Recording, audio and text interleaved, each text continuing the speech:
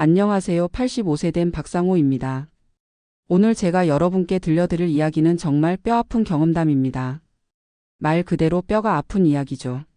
지난해 가을 저는 집에서 핸드폰 충전기 코드에 발이 걸려 넘어지면서 고관절을 다쳤습니다. 그 일을 계기로 집안 환경이 얼마나 중요한지 뼈저리게 깨달았죠. 제가 지금 이 이야기를 하는 이유는 저와 같은 실수를 하지 마시라는 것입니다. 특히 혼자 사시는 어르신들, 그리고 부모님을 혼자 두고 계신 자녀분들께 꼭 들려드리고 싶은 이야기입니다. 먼저 제 상황부터 말씀드리겠습니다. 저는 올해 85세이고 3년 전에 아내를 떠나보낸 후 혼자 살고 있습니다. 서울 변두리 30년 된 아파트 24평에서 지내고 있어요. 아들 둘이 있지만 하나는 부산에 또 하나는 대구에 살고 있어서 자주 보기 어려운 상황입니다. 젊었을 때는 목재 가공업체에서 기술자로 일했습니다. 35세부터 80세까지 무려 45년을 한 직장에서 근무했죠. 그때는 정말 성실하게 살았습니다. 새벽 6시에 일어나서 회사에 나가고 저녁 늦게 들어와서도 집안일을 도왔어요. 아내와 함께 아들 둘 키우느라 정말 바쁘게 살았습니다. 그 시절에는 돈도 지금보다 여유가 있었어요. 목재 가공 기술자로 45년을 일하면서 나름대로는 중간 정도 소득은 벌었거든요. 아이들 교육비에 집 장만하는데 그리고 노후 준비까지 차근차근 해나갔습니다. 그때만 해도 설마 이런 일이 생길 줄은 몰랐죠. 변화가 시작된 건 아내가 치매에 걸리면서부터였습니다. 그때가 한 5년 전쯤이었나 처음에는 깜빡깜빡하는 정도였어요. 물건을 어디 두었는지 못 찾는다든지 같은 말을 반복한다든지 하는 정도였습니다. 그런데 점점 심해지더군요. 아내 이름이 순덕이었는데 순덕이가 치매 진단을 받고 나서는 정말 힘들었습니다. 처음에는 제가 혼자서 돌봤어요. 50년을 함께 산 사람인데 어떻게 남한테 맡길 수 있겠습니까? 하지만 혼자서 감당하기에는 너무 벅찼습니다. 낮에는 그나마 괜찮았는데 밤이 문제였어요. 치매 환자들이 그렇듯이 밤에 더 심해지더군요. 잠을 안 자고 돌아다니고 없는 사람을 찾는다고 소리 지르고 정말 밤잠을 설치는 날이 많았습니다. 결국 아들들과 상의해서 요양원을 알아봤지만 비용이 만만치 않더군요. 한 달에 150만 원씩 나가니까 저희 형편으로는 감당하기 어려웠어요. 그래서 집에서 간병인을 두기로 했습니다. 그것도 하루 종일은 아니고 낮 시간만요. 그런데 간병비도 만만치 않았습니다. 하루 8시간씩 월 20일 정도 와달라고 했는데 한 달에 100만 원 정도 나갔어요. 거기다 치료비, 약값까지 합치면 한 달에 200만 원 가까이 들어갔습니다. 제가 받는 국민연금이 월 45만 원, 기초연금 33만 원에서 78만 원 정도인데 도저히 감당이 안 되더군요. 결국 그동안 모아둔 저축을 털어야 했습니다. 평생 모은 돈이 8천만 원 정도 있었는데 순덕이 간병하느라 2년 만에 5천만 원을 썼어요. 그래도 그때는 아내가 있으니까 버틸만 했습니다. 비록 치매에 걸렸지만 50년을 함께 산 반려자잖아요.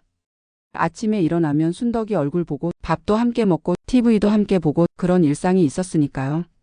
하지만 3년 전에 순덕이가 세상을 떠났습니다. 치매로 고생하던 중에 폐렴이 와서 갑자기 돌아가셨어요. 그때 저는 정말 막막했습니다. 50년을 함께 산 사람이 하루아침에 없어지니까 집이 갑자기 너무 넓고 조용해졌어요. 장례를 치르고 나니 남은 저축이 3천만 원 정도였습니다. 아들들이 장례비 일부를 부담해 주긴 했지만 그래도 많이 들어갔어요. 이제 혼자 살면서 월 78만 원으로 생활해야 하는데 관리비에 40만 원, 식비에 20만 원, 병원비에 15만 원 정도 들어가니까 적자가 나더군요.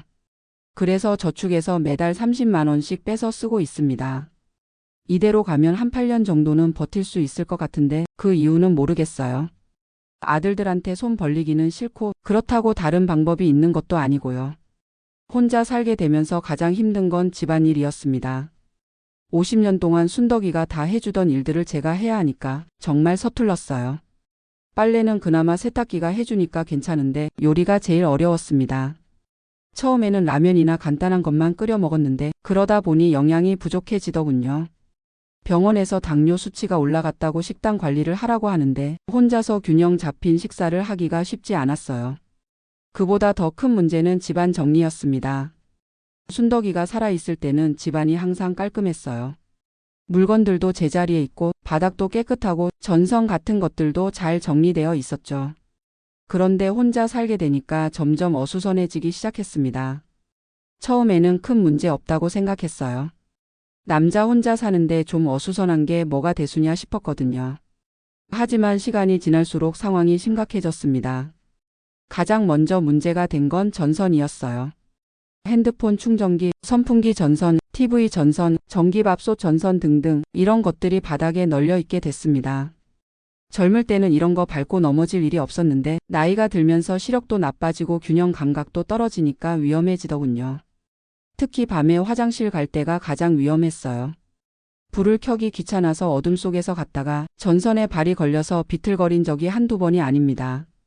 그래도 그때까지는 크게 다치지 않았어서 대수롭지 않게 생각했어요. 또 다른 문제는 물건들이 바닥에 많아진 거였습니다. 신문, 잡지, 옷가지 이런 것들을 정리하지 않고 여기저기 두게 됐어요. 순덕이가 있을 때는 매일매일 정리했는데 혼자 하려니까 귀찮아서 자꾸 미루게 되더군요. 아들들이 가끔 와서 정리해 주려고 하면 저는 괜찮다고 말렸어요. 자기들도 바쁜데 와서 아버지 집 치우는 게 미안했거든요. 그리고 솔직히 말하면 자존심도 있었어요. 아직 정정한데 자식들 손을 빌릴 필요까지야 하나 싶었죠. 그렇게 3년을 버텼습니다.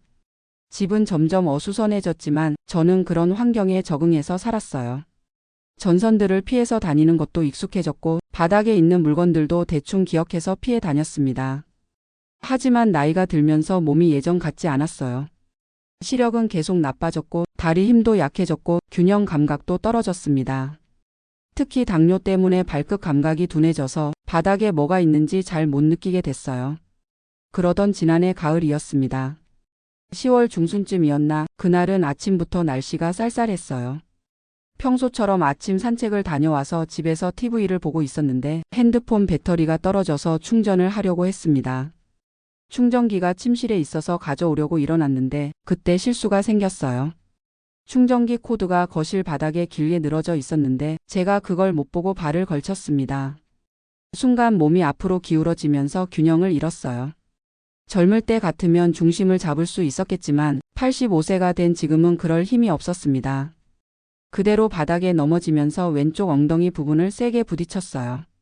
넘어지는 순간 뭔가 뚝 하는 소리가 들렸습니다. 그리고 곧바로 극심한 통증이 왔어요. 왼쪽 다리에 힘이 전혀 들어가지 않았고 조금만 움직이려고 해도 아파서 견딜 수가 없었습니다.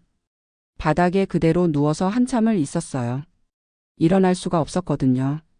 다행히 핸드폰이 손에 닿는 곳에 있어서 119에 신고할 수 있었습니다. 만약 핸드폰이 멀리 있었다면 정말 큰일 날 뻔했어요. 구급차가 와서 병원으로 이송됐는데 응급실에서 엑스레이를 찍어보니 고관절 골절이었습니다. 의사 선생님이 수술이 필요하다고 하시더군요. 나이가 많아서 위험하긴 하지만 수술하지 않으면 평생 침대에만 누워 있어야 한다고 했어요. 급하게 아들들에게 연락했습니다. 부산에 있는 큰아들이 그날 밤에 올라왔고 대구에 있는 작은 아들도 다음 날 왔어요. 아이들 얼굴을 보니까 얼마나 미안하고 고마웠는지 모릅니다. 수술은 3일 후에 했어요. 전신 마취를 하고 3시간 정도 걸렸는데 다행히 성공적으로 끝났습니다. 인공 고관절을 넣는 수술이었는데 나이에 비해서는 회복이 빠른 편이라고 하더군요. 하지만 재활이 만만치 않았어요. 수술 후 일주일은 침대에만 누워 있어야 했고 그 다음에는 휠체어로 이동하기 시작했습니다. 처음에 워커로 걸음마를 배울 때는 정말 힘들었어요. 한 걸음 걷는 것도 무서웠거든요. 병원에 한 달 정도 입원해 있으면서 정말 많은 생각을 했습니다. 이번 사고가 왜 일어났는지, 앞으로는 어떻게 살아야 할지 밤잠을 설쳐가며 고민했어요. 가장 큰 깨달음은 집안 환경이 얼마나 중요한지였습니다. 그동안 저는 전선이나 물건들이 바닥에 있어도 괜찮다고 생각했어요. 조심해서 다니면 되지 뭐가 문제냐고 생각했죠. 하지만 나이가 들면 아무리 조심해도 실수할 수 있다는 걸 깨달았습니다. 특히 85세가 된 제 몸 상태로는 작은 실수도 큰 사고로 이어질 수 있었어요. 시력도 나쁘고 반응 속도도 느리고 균형 감각도 떨어진 상태에서 집안에 장애물들이 있다는 건 정말 위험한 일이었습니다. 입원 중에 아들들과 진지한 대화를 나눴어요. 큰아들이 이제는 아버지 혼자 사시기 어렵지 않겠냐고 하더군요. 요양원을 알아볼까 하고 물어보기도 했고 자기네 집으로 모시고 가겠다고도 했어요. 하지만 저는 여전히 제 집에서 살고 싶었습니다. 30년을 산 집이고 순덕이와의 추억이 담긴 곳이거든요. 다만 이번 일을 계기로 안전하게 살 방법을 찾기로 했어요. 퇴원하기 전에 아들들과 함께 집안 환경 개선 계획을 세웠습니다. 첫 번째는 모든 전선을 정리하는 것이었어요. 바닥에 늘어져 있는 전선들을 벽면으로 고정하거나 전선 정리함을 사용해서 깔끔하게 정리하기로 했습니다. 두 번째는 바닥에 있는 모든 물건들을 치우는 것이었어요. 신문이나 잡지는 선반에 정리하고 옷가지는 옷장에 넣고 자주 사용하지 않는 물건들은 창고로 옮기기로 했습니다. 세 번째는 조명을 밝게 하는 것이었어요. 그동안 전기료 아끼려고 어두운 전구를 사용했는데 밝은 LED 전구로 바꾸고 특히 복도와 화장실 가는 길에는 센서 등을 달기로 했습니다. 네 번째는 화장실과 욕실에 안전 손잡이를 다는 것이었어요. 넘어질 위험이 높은 곳이니까 곳곳에 손잡이를 달아서 몸을 지탱할 수 있게 하기로 했습니다. 다섯 번째는 바닥에 미끄럼 방지 매트를 까는 것이었어요. 특히 현관과 화장실, 부엌 같은 곳에는 미끄러지지 않는 매트를 깔기로 했습니다. 퇴원 후 아들들이 며칠 와서 집을 완전히 정리해줬어요. 정말 놀랄 정도로 달라졌습니다. 바닥이 완전히 깨끗해졌고 전선들도 보이지 않게 정리됐고 곳곳에 조명도 밝게 해줬어요. 특히 좋았던 건 센서 등이었습니다. 밤에 화장실 갈 때 자동으로 불이 켜지니까 어둠 속에서 헤맬 필요가 없어졌어요.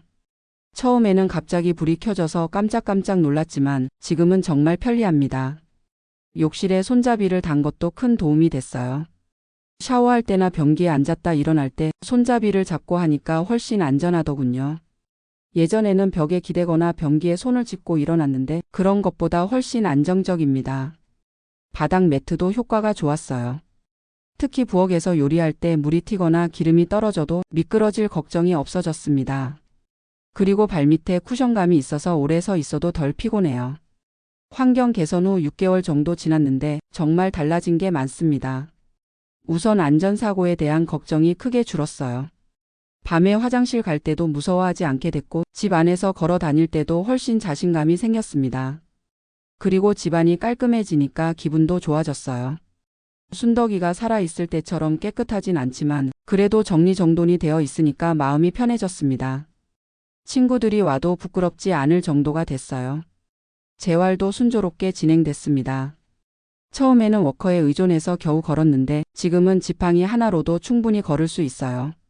물론 예전처럼 빨리 걷지는 못하지만 일상생활에는 큰 지장이 없습니다. 물론 고관절 수술한 자리가 가끔 아프긴 해요. 날씨가 흐리거나 추울 때는 특히 그렇죠. 하지만 걷지 못할 정도는 아니고 진통제 먹으면 견딜만 합니다. 이번 경험을 통해서 정말 많은 걸 깨달았어요. 가장 큰 깨달음은 예방이 치료보다 훨씬 중요하다는 것입니다. 제가 미리 집안 환경을 정리했다면 이런 큰 사고는 없었을 거예요. 특히 우리 같은 고령자들은 작은 부주의도 큰 사고로 이어질 수 있어요. 젊을 때는 넘어져도 털고 일어나면 되지만 나이가 들면 한번 넘어지는 게 생명과 직결될 수 있거든요. 제가 운이 좋았던 건 수술이 성공적이었다는 거예요. 85세에 전신 마취 수술을 받는다는 게 결코 쉬운 일이 아니거든요. 많은 분들이 수술 후 합병증으로 고생하시거나 심한 경우에는 생명을 잃기도 해요. 또 하나 운이 좋았던 건 핸드폰이 손에 닿는 곳에 있었다는 거예요. 만약 핸드폰이 멀리 있었다면 바닥에 누워서 며칠을 있었을지도 모릅니다. 혼자 사는 노인이 집에서 쓰러지면 발견되기까지 시간이 오래 걸리거든요. 그래서 지금은 항상 핸드폰을 몸에 지니고 다녀요. 주머니에 넣고 다니거나 목에 걸고 다니기도 해요. 그리고 아들들과 매일 안부 전화를 하기로 약속했습니다. 하루라도 연락이 안 되면 바로 확인하러 오기로 했어요. 처음에는 매일 전화하는 게 서로 부담스러웠는데 지금은 습관이 돼서 자연스럽게 하고 있습니다. 아들들도 처음에는 아버지 집까지 와서 정리해 주는 게 부담스러워했어요. 하지만 한번 큰 사고를 당하고 나니까 예방이 얼마나 중요한지 깨달았다고 하더군요. 지금은 한 달에 한 번씩 와서 집 안전 점검을 해줍니다. 전선이 또 늘어져 있지는 않은지, 새로운 장애물이 생기지 않았는지, 조명은 잘 작동하는지 이런 것들을 꼼꼼히 확인해줘요. 그리고 제가 새로운 물건을 사면 어디에 두는 게 안전한지도 함께 정해줍니다. 혼자서는 어디가 안전한 곳인지 판단하기 어려울 때가 있거든요. 이런 변화들이 제 생활에 정말 큰 도움이 됐어요. 우선 안전사고에 대한 불안감이 많이 줄었습니다. 예전에는 밤에 화장실 가는 것도 무서웠는데 지금은 안심하고 다닐 수 있어요. 그리고 집안이 깔끔해지니까 정신적으로도 훨씬 좋아졌어요. 어수선한 환경에서는 마음도 어수선해지는데 정리된 공간에서는 마음도 차분해지더군요. TV 보거나 책 읽을 때도 집중이 더 잘 됩니다. 건강 관리도 더 체계적으로 하게 됐어요. 약 먹는 시간을 정해두고 혈압 재는 것도 규칙적으로 하고 당뇨 관리도 더 신경 쓰게 됐습니다. 환경이 정리되니까 생활 전반이 규칙적으로 바뀐 거예요. 요리도 더 안전하게 할 수 있게 됐어요. 부엌 바닥에 미끄럼 방지 매트가 있으니까 기름 튀는 거 걱정 없이 요리할 수 있고 칼질할 때도 더 안정적으로 할 수 있어요. 지금 생각해보면 왜 진작 이렇게 하지 않았나 싶어요. 아마 혼자 살면서 점점 무감각해진 것 같아요. 위험한 환경에 익숙해져서 그게 위험한 줄도 모르고 살았던 거죠. 그리고 솔직히 말하면 자존심도 있었어요. 아직 정정한데 무슨 안전장치가 필요하냐 그런 생각이 있었던 것 같아요. 하지만 안전장치는 약한 사람을 위한 게 아니라 현명한 사람을 위한 거더군요. 이제는 다른 어르신들께도 꼭 말씀드리고 싶어요. 특히 혼자 사시는 분들은 정말 집안 환경을 점검해 보시라고요. 작은 변화 하나가 큰 사고를 예방할 수 있거든요. 가장 먼저 확인해야 할 건 바닥입니다. 전선이나 물건들이 바닥에 널려 있지 않은지, 미끄러울 만한 것들이 있지 않은지 꼼꼼히 살펴보세요. 특히 밤에 자주 다니는 길목은 더욱 신경 써야 해요. 두 번째는 조명입니다. 나이가 들면 시력이 떨어지니까 젊을 때보다 훨씬 밝은 조명이 필요해요. 전기료 아끼려고 어두운 곳에서 생활하시면 안 됩니다. 센서등 같은 것도 정말 유용해요. 세 번째는 손잡이입니다.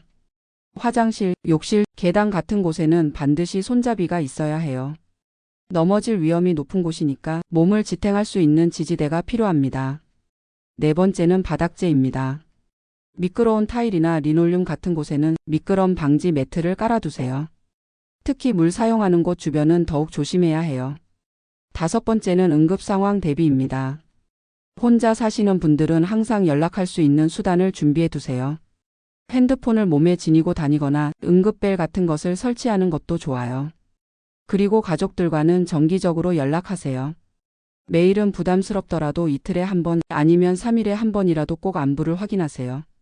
혼자 사는 노인한테는 정말 중요한 일이에요. 또 한 가지 말씀드리고 싶은 건 자존심 때문에 도움을 거부하지 마시라는 거예요.